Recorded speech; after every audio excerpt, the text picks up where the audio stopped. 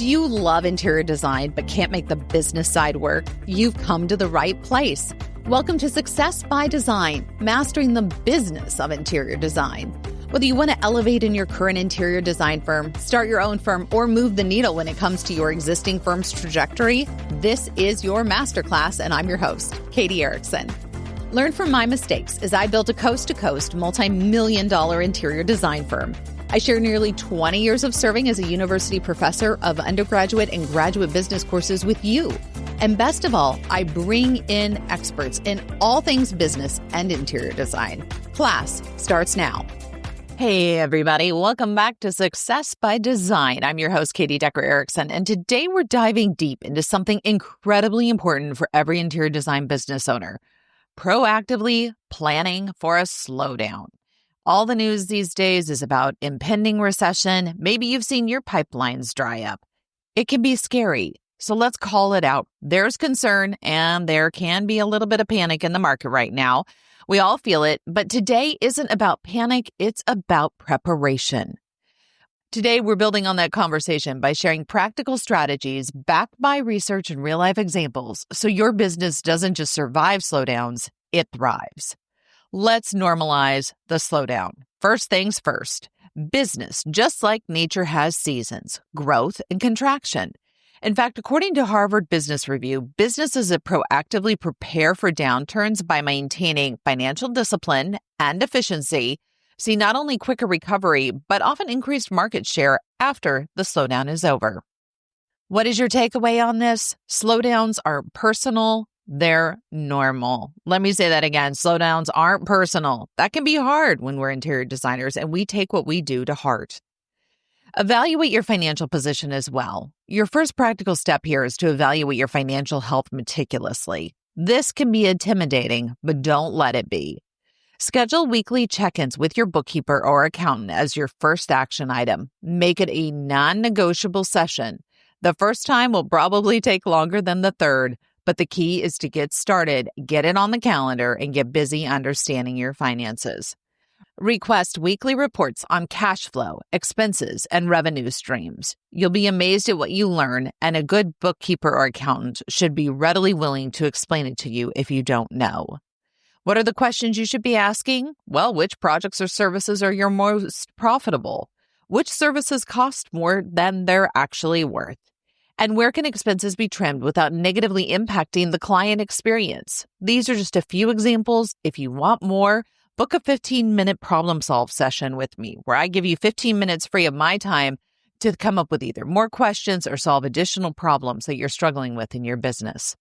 Research from the Small Business Administration confirms that frequent financial check-ins significantly enhance decision-making capabilities during downturns. You can't change the downturn, but you can choose how empowered you are and the knowledge that you have to bring to the table while it's happening. Third, make sure and strengthen your relationships. Your relationships are the greatest asset you have during these economic shifts. And there's two of them, one with your clients, one with your vendors. When it comes to those client relationships, implement a consistent nurture sequence, regular check-ins, newsletters, personalized follow-ups. Keep touching your clients so that you stay top of consciousness, even when they don't have a project going on with you at that very moment. Because when they buy the lake house, when they buy the cabin, when they buy the third, fourth, fifth home, they're going to call you. You design with purpose. Your flooring should too. When you choose Shaw Contract's EcoWorks Carpet, EcoWorks Resilient, or U.S.-made resilient flooring, you're not just selecting high-performance materials, you're actively reducing landfill waste. With Shaw's Return Reclamation Program, return as little as 100 square yards of used flooring for free, and they'll recycle it into new products. Even flooring from competitors can be reclaimed, keeping more waste out of landfills. Serious about sustainability? Specify smarter with Shaw Contract. Learn more at shawcontract.com. Now let's talk about those vendor relationships. Be proactive. Reach out to them, thank them for past collaborations, and openly discuss reciprocal business referrals. Also talk about negotiating pricing, especially when you're working with a high-volume vendor where you are giving them an inordinate amount of business. A real-world example of this is our conversation we had with Rebecca Hay, where she emphasized nurturing existing client relationships, leading to those repeat business referrals and collaboration opportunities that emerged even despite slower seasons. That's a key. People still have to go on living their lives, and they want to do so in beautiful places. And that's where you come in. Fourth, differentiate your brand clearly. In a crowded market, which your market may or may not be, but it's easy to feel like it is, differentiation is essential. This could be your unique, intuitive approach, your niche specialization. Maybe you are the sustainability designer in your area, or an outstanding client experience. Make sure you are clearly defining and articulating your unique selling proposition, or as we call it in the industry, your USP. This is what makes you, you. Leverage any certifications you have as well, whether this is specialized training, thinking NCIDQ, or maybe you're a well AP. This will further set you apart and make your clients understand not only why they want to bring you on the next project, but the value you bring to every project you touch. In fact, according to research by Deloitte, businesses that clearly communicate their differentiation see increased loyalty and reduced price sensitivity. Both of these points are really crucial, especially during a downturn. Fifth, I want you to boost your visibility and marketing. This might feel counterintuitive, but increasing visibility during slowdowns is vital. Everyone always goes to the marketing department to pull back and take away dollars first during a downturn. That is actually the last place you should be going. How can you do this? Well, take a look at your marketing strategy. Have you identified your ideal client? Very important to know who you're going after. Where do they hang out, both digitally and physically? How can you become more involved in those spaces and meet them where they are at rather than asking them to come to you? Also, think about your community engagement. So participating in industry groups and local business events or community projects, these elevate your profile and reinforce your trust. Maybe that is joining your local chamber of commerce. Maybe it's finding your local builders association.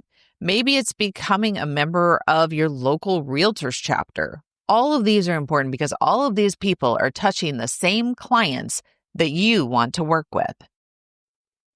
And then finally, think about your online presence. Keep your portfolio, your testimonials, your social proof prominently displayed right up at the top and updated regularly. This should be more than a look-alive approach of posting once every 2, 3, 4 weeks. This should be at a minimum a weekly touch point that says, I'm here, this is who I am, and what I'm up to. Sometimes it may be personal, sometimes it may be professional, and that's okay.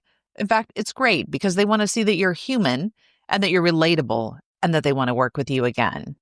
HubSpot research reveals, in fact, that companies maintaining or increasing marketing spend during recessions outperform their competitors during and after the slowdowns. And then finally, I want you to think about streamlining your processes. I know I always talk about processes, but there's a reason why. Because efficiency directly protects your bottom line. Now is the perfect time to evaluate and refine your processes.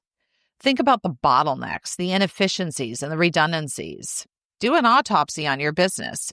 Not always the funnest thing to do, but the results can be astounding. Once you know what's going wrong, you can figure out how to fix it by either implementing technology or working on automation, maybe even streamline administrative tasks or assign different roles to different people in the organization or bring new people in. One book I love about this is called The Little Red Ball by Carol J. Perron. It highlights the critical, often looked tasks that significantly move your business forward. They're not sexy, they're not fun, nobody necessarily sees them, but the reality is it makes for a much smoother client experience.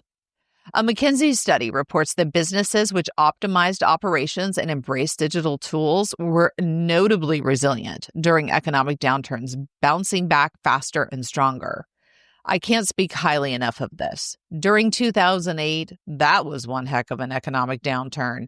It was a great chance for us to figure out who was our target market and to also start thinking about how we wanted to diversify and grow through the next 10 years of our business. It was strategic time that because we used it well, positioned us for the next economic slowdown, or the one we thought it would be during COVID, which was the exact opposite, but we knew where we wanted to go.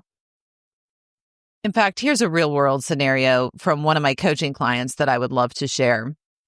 She was facing uncertainty recently, uncertain because she was going to get married, uncertain because she was moving in with her partner, uncertain because she was a year into launching her new business, and she wasn't feeling like it was going as fast as she wanted it to go.